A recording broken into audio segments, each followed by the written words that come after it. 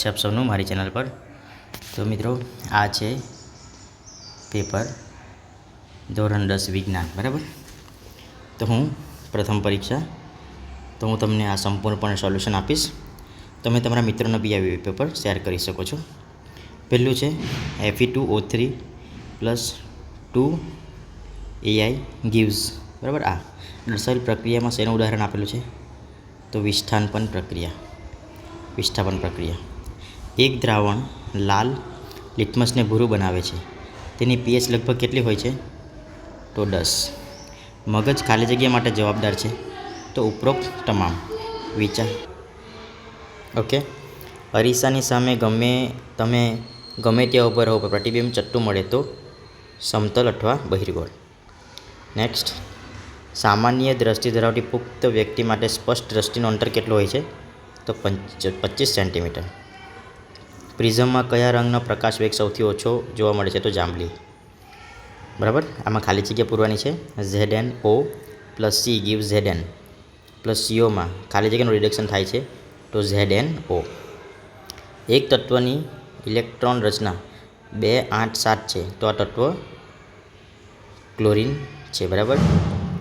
પછી જોઈએ આપણે કવચના ડંખથી ખાલી જગ્યાનો સ્ત્રાવ થવાના કારણે, તો મિથેનાઇક એસિડ.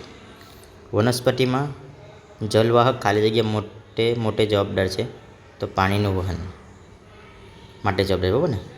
આપણા આહારમાં ખાલી જગ્યાની ઉણપથી ગોઈટર, તો આયોડિનની ઉણપથી ગોઈટર થાય છે. ખરા ખોટા જોવાનું છે. અવક્ષેપણ પ્રક્રિયામાં પ્રાપ્ત થતા અવક્ષેપણ પાણીના દ્રવ્ય છે, તો ખરું. આયનની સંયોજનો નીચા ગલનબિંદુ ધરાવે છે, તો ખોટું.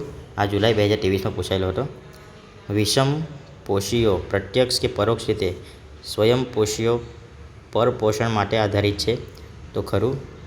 ગોલીય અરીસાની પરાવર્તક સપાટીમાં વ્યસનને શરીરનું દર્પણમુખ કરાવે છે, તો ખરું. મેગ્નેશિયમ પટલ હવામાં સરકતા કયા રંગનું? તો સફેદ, બરાબર ને. કયું રાખ ઉદ્ભવે છે? સિલ્વર સલ્ફાઇડ, બરાબર. આમાં આન્સર આવશે સફેદ. બીજું, ચાંદીની વસ્તુને હવામાં ખુલ્લી રાખતા તેના પર કયો પદાર્થ સ્તર બનાવે છે? તો સિલ્વર સલ્ફાઇડ. નેક્સ્ટ, માનવ મગજનો સૌથી મોટો અને જટિલ ભાગ કયો છે? તો અગ્ર મગજ ને બાહ્ય મસ્તિષ્ક. કયા અરીસાનો દ્રશ્ય વિસ્તાર મોટો હોય છે? તો બહિર્ગોળ. પર્યાવરણને સૌથી વધુ અસર કોનાથી થાય છે? તો માનવ પ્રવૃત્તિથી થાય છે, બરાબર ને. નેક્સ્ટ, જોડકા જોવાનું છે. લીલ એટલે શું છે? સ્વાવલંબી. પછી રસાંકુરો એટલે અભિશોષણ. પ્રાથમિક ઉપભોગી એટલે તૃણાહારી. દ્વિતીય ઉપભોગી એટલે માંસાહારી. વિભાગ બીમાં જોઈએ. પદાર્થ એક્સનું દ્રાવણ મકાન ધોવા માટે વપરાય છે, તો એક્સ, બરાબર ને. આ પ્રમાણે આન્સર લખવાનું છે તમારે. ઓક્સાઇડ આ પ્રમાણે આન્સર લખેલો છે, તમે જોઈ શકો છો, બરાબર. નેક્સ્ટ, ઉષ્માક્ષેપક અને ઉષ્માશોષક પ્રક્રિયા એટલે શું? ઉદાહરણ આપી સમજાવવાનું છે. અહીંયા શા માટે દહીં અને ખાટા પદાર્થ પિત્તળ તેમજ તાંબાના વાસણમાં ન રાખવાનું? કેમ કે તે એસિડિક હોય છે. નીચેની પ્રક્રિયામાં સમીકરણ લખવાનું છે, બરાબર ને. ઓકે. તો Fe આ પ્રમાણે આનું અને આ પ્રમાણે આનું. ઉભયકોણીય ઓક્સાઇડ એટલે શું? ઉદાહરણ આપો. ધમની અને શિરાનો તફાવત. મધુ પ્રમેહ અને કેટલાક દર્દીઓ સારવાર ઇન્સ્યુલિનની ઇન્જેક્શન આપીને કેમ કરવામાં આવે છે?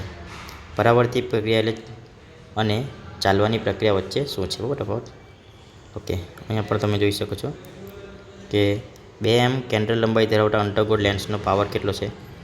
આ પ્રમાણે, બરાબર. ઓકે. નેક્સ્ટ, નીચે આપેલ પ્રક્રિયાના પ્રકાર નામ જણાવો. શાકભાજીનું ખાતરમાં રૂપાંતર એટલે ઉષ્માક્ષેપક. કુદરતી વાયુનું દહન એટલે ઉષ્માક્ષેપક. કાળી ચૂનામાં પાણી ઉમેરાતું તેનું ફેરવાનું એટલે સંયોજીકરણ. ઓકે. અહીંયા આપણને આપેલું છે, આ પ્રમાણે તમે અહીંયા લખી દેવાનું છે કેવી રીતે બનશે પ્રકાશ સંશ્લેષણની ક્રિયા. અહીંયા છે આ મૂત્રપિંડ, આ છે મૂત્રવાહિની, બરાબર. તે પ્રમાણે હવે નીચે આપેલી ક્રિયાઓ અને તેમાં નિયંત્રણ કેન્દ્રો. અગ્ર મગજનું નિયંત્રણ કેન્દ્ર અને પશ્ચિમ મગજનું વર્ગીકરણ કેન્દ્ર. તે પ્રમાણે તમે કઈ વસ્તુ આમાં આવે તે પ્રમાણે લખવાનું બરાબર ને? અહીંયા આવી રીતે તમારે આકૃતિ દોરવાની. સૂર્યપ્રકાશ પર લેન્સ ઉપયોગ કરી કાગળ સળગાવો. તો આ પ્રમાણે તમે આકૃતિ પર દોરી શકો છો. ઓકે મિત્રો, વિભાગ ડી આ પ્રમાણે હશે. ને મિત્રો, આ વિડીયો તમે ગમ્યો હોય તો લાઈક કરો, શેર કરો, સબસ્ક્રાઈબ કરો.